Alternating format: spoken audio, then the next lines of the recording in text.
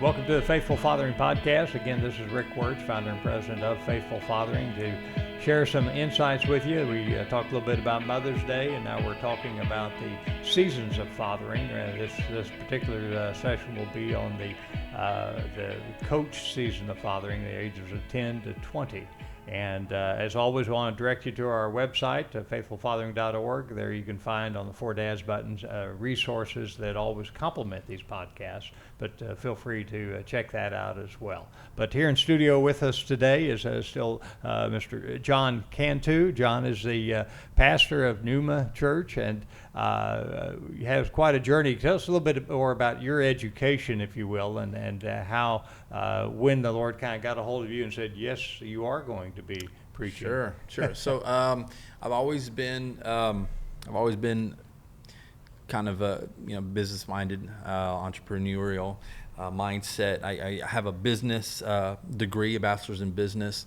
I have a few businesses that I run. I'm in real estate. We do a lot of real estate stuff, and so that's what I thought I was always going to be doing, like just business stuff. Whatever that looked like. Own a company and ministry was always in my heart. I've been a worship leader. I was a worship leader for many years. Mm-hmm. Music ministry was kind of my first love in ministry. Mm-hmm. So I thought, okay, well, if I ever do anything that's in ministry, that's probably what it'll be.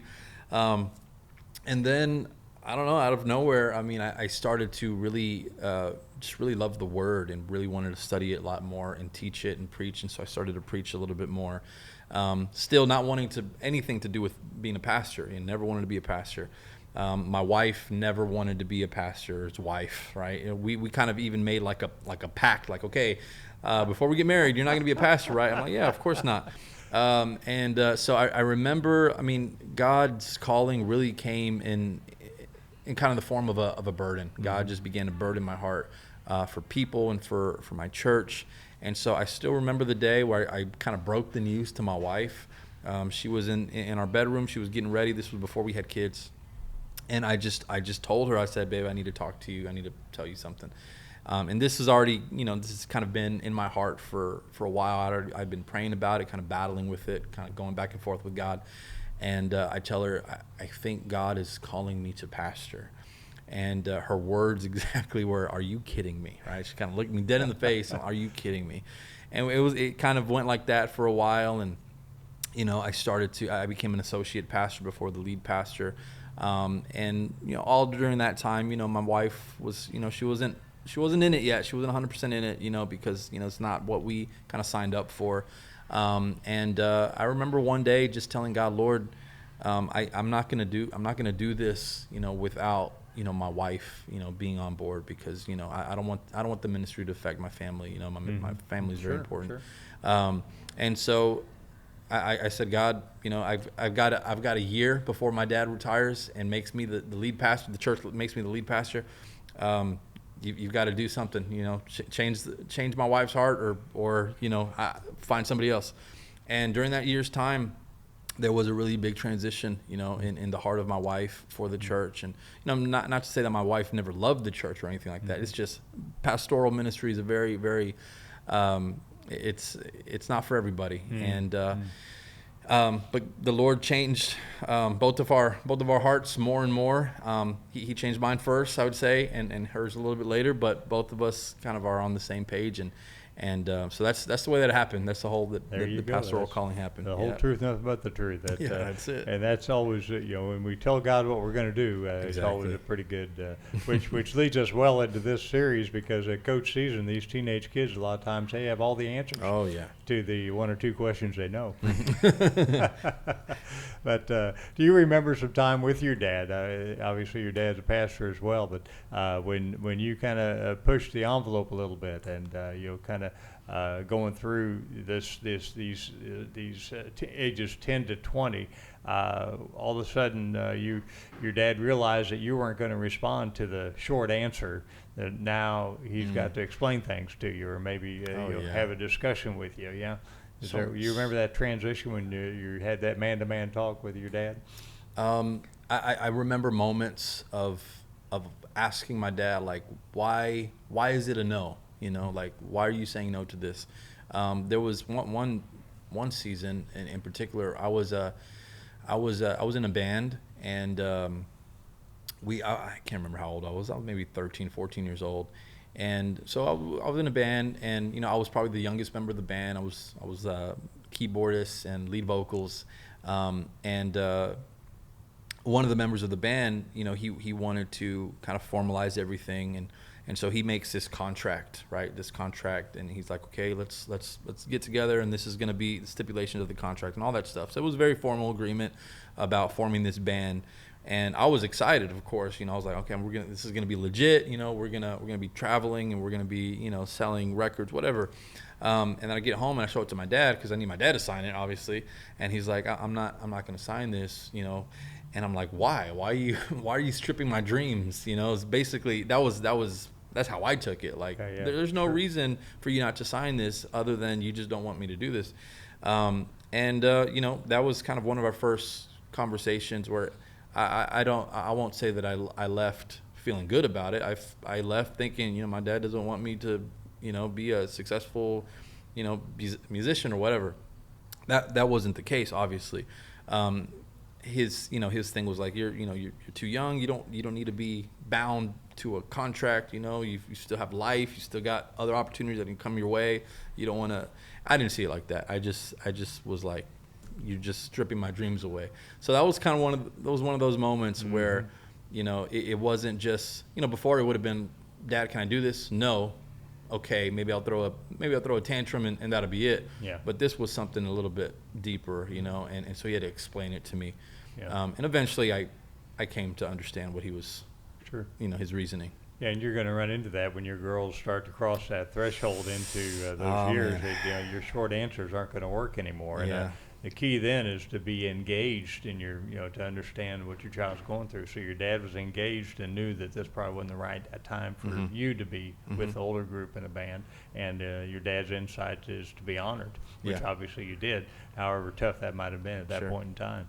But any thought, any other, when you anticipate that with your girls, how do you anticipate handling that when all of a sudden your short answers aren't going to work? It sounds like you're already there a little bit, because girls are a little bit quicker than boys anyway. They're a lot smarter than we are. Yeah. But she's probably into that now, where you've got to sit down and discuss with her a little bit. Yeah. Yes. Layla's definitely already there on a lot of things. She's still young enough to where we can say, because I said so, and she'll kind of respect that. But there's some other things where, like you said earlier, she does kind of push the envelope because she really wants to know. And so, I probably sound naive saying this because I'm not there yet, but I've been trying to get ahead of that. I've been trying to kind of like we spoke previously on the teacher aspect. I'm trying to teach her bigger kind of principles, so that she would learn the principles, and then later we can apply it to the specific situations. I don't know if that's going to work or not, but that's kind of what I'm doing to try to prepare for that. Like, I can go back and say, hey, remember when we had to talk about this? This is how it applies to this situation.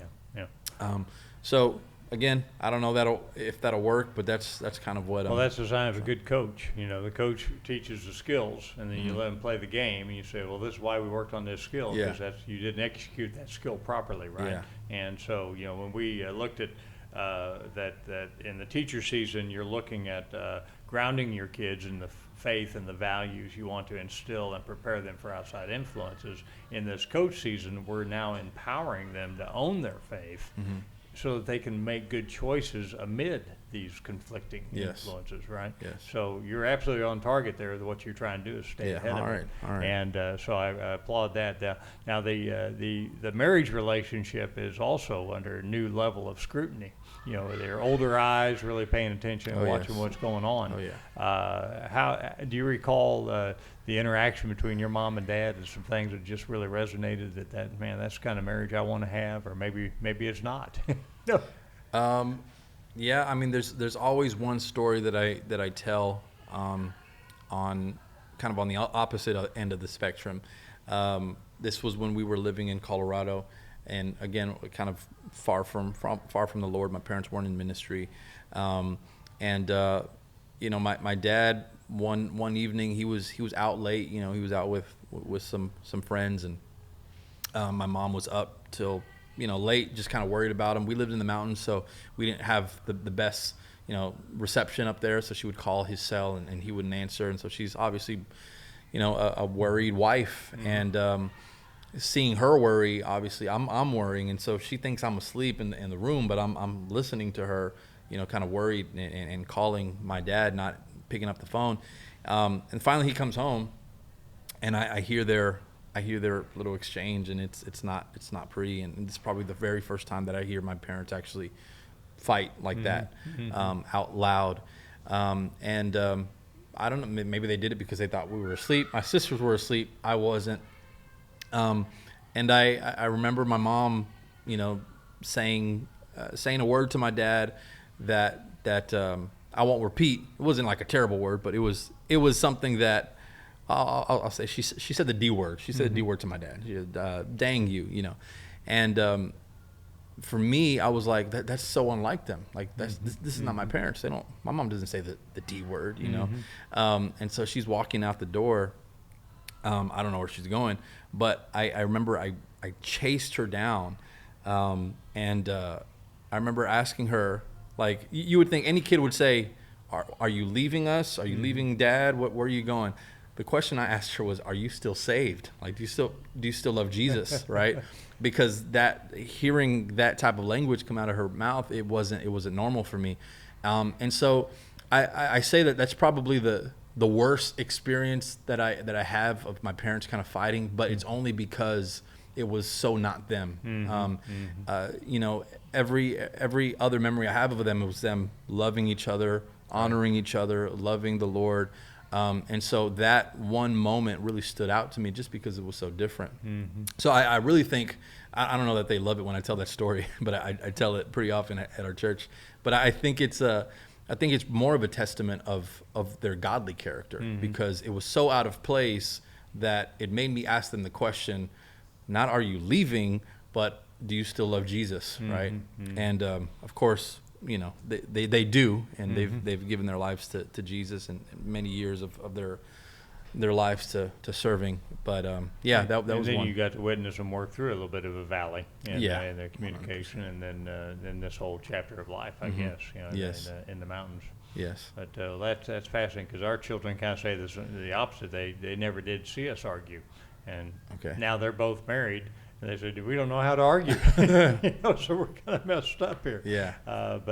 My story is always that I grew up in a violent alcoholic home, so the loudest and the cursest always won the arguments. And my bride grew up in a very conservative home, and if voices got raised, the issue was tabled until everybody settled down. Okay. So for us, that communication gap was a huge issue early in our marriage. Yeah. Because I wanted to argue, and she wouldn't argue, Yeah. and I thought, well, how do we ever going to navigate through this? So, Yeah. Eventually we got through there, and we just have always handled those challenges in a more civil manner than the home I grew up in, for sure. Yeah.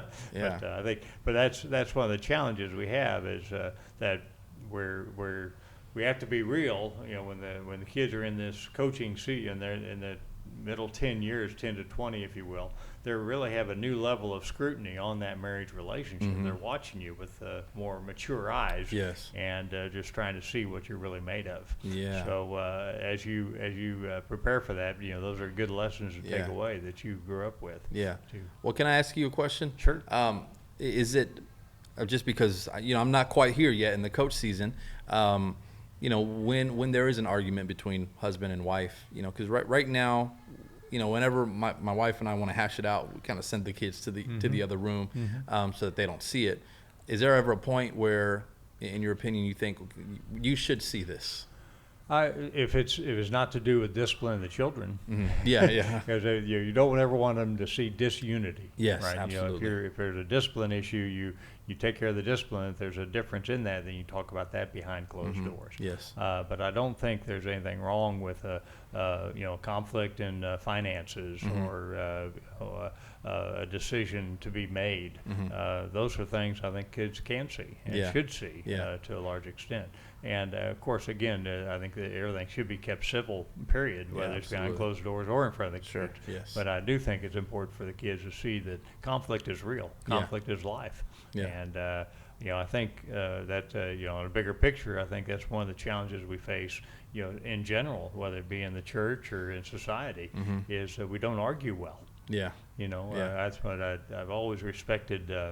The legal profession, because when you do debates in high school and in college, and when you're on that that legal law degree track, they'll debate an issue, and then they have to flip sides and debate the opposite side. And so that teaches you to be sensitive to the other side and argue well, whether you agree or disagree. So unfortunately, there's just, what happens a lot of times, you just go to name calling, and the argument is never even addressed. You just go off on a tangent. So, but I think that is healthy to a large degree. And again, there's always times, I think, Dad always has a gut feel, Mom does too, that if it's getting a little bit heated, then let's shut it down for now. We'll talk later. Okay. That's awesome. Just now in this season, there are a lot of outside influences that start to come in. You talk about your bands, your exposure to band, and what have you. Do you remember some specific instances where maybe an outside influence, maybe you had a friend that his parents were divorced, or you had a friend into drugs or something like that, there's an outside influence that you knew would not complement what you were standing for in your home? I mean, as a young boy in school, I mean, you get a lot of exposure to things of sexual things, whether it be a pornographic image. And I remember being in the boys' locker rooms and them passing around this a photo of naked women, and that was like the first time really being exposed to anything like that in a room where people were kind of like praising it. I go to church and it's like, hey, this stuff is, you want to keep your eyes from it, right? Be careful, little eyes, what you see. And then going to school, it's completely different. And so my dad did have some conversations with me about these things that I was starting to be exposed to, and just I think I've taken a lot of that as well, in teaching my older girl, like, these are things that you're going to be exposed to, but this is what Scripture says. This is the way that we deal with this. This is the way that God wants us to handle these things, and that's the way that my dad handled it with me. And those are the things. Fortunately, your dad was a good coach, because it's not a matter that it's natural for a boy to be attracted to that. I think that's really what Adam was saying: bone to my bone, flesh to my flesh. You did a good job here, God. So women are beautiful, right? But then you start to look at these photos and the images and the pornography and what have you. Well, it's all fantasy world. It's not a real relationship. Right. So to coach a young man through that, to understand that this is not a way to go. You want to stay very real, so you stay away from that stuff. There's a great, for younger kids, there's a great book out there called Good Pictures, Bad Pictures by, I think it's Jensen, I can't remember the author, but you can look that up. But from a very young age, it helps a child understand that this is not a good picture to be looking at. Okay. And so they know real quick what to avoid. Nice. But there's so many firsts in this coach season of fathering, that your kids are going to have their first friend turn against them. They're going to have their first love, their first heartbreak, their first pornographic image, and to really be geared up as a dad to be ready to face that head on. Then I think the the real key is for children to always know that the home is a safe place to come ask any questions. Yes. They Yes. want to know that Dad is not going to come down on them. He's not Right. going to, we're going to talk this through and see what we can do yeah. to navigate through this Right. time together, because they've, as you've done well in the teacher season, they know that the home is a place to come with questions, and that's what we're about. So the challenge, of course, are all the appropriate boundaries and the things we set up through this season, and allowing them to have some input on those boundaries as well. I don't know, do you guys have a set of rules, and then the consequences when those rules aren't being are going to be broken? Do you have those kind of things set up yet with the girls? Oh yeah, I mean regarding TV, the shows that they watch, and I mean obviously these days you can't be too careful with the stuff that's on TV, even if it's being marketed to kids. I mean it's still some stuff that you don't want them seeing, and so unfortunately you have to kind of sit down and watch it with them, and that's one of our rules. Like, hey, if we haven't seen this movie, if we haven't seen this show, I don't care if it's being marketed to you.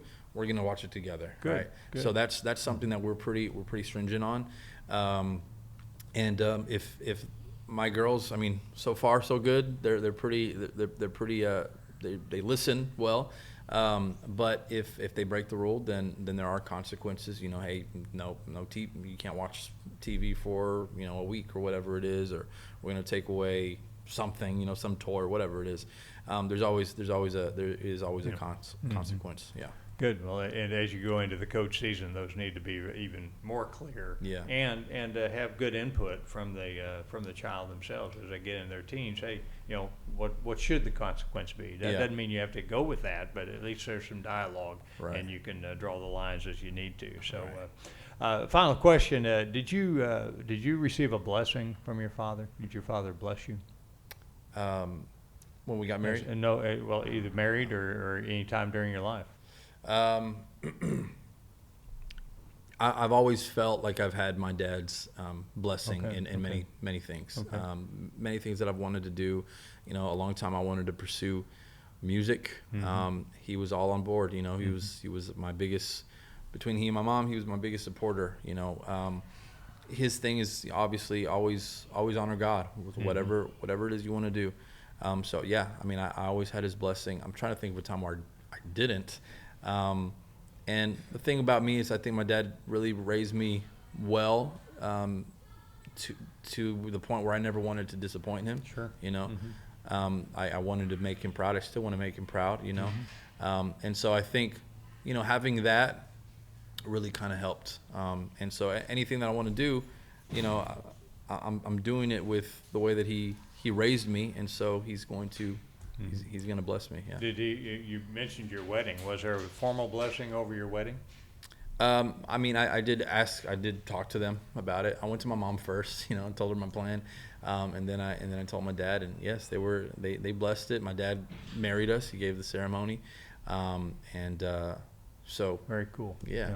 Good. I always had that. Good. Well, there's some folks that believe in a little bit more formal blessing, and in the book there's some tips for that. When the kids get of certain age, certain junctures, whether it's when they accept Christ, and or when they're going into high school, or maybe when they're graduating high school, going off to college, just separate, just a formal, hands-on blessing, letting them know that Dad is always there with them, as you knew your dad was.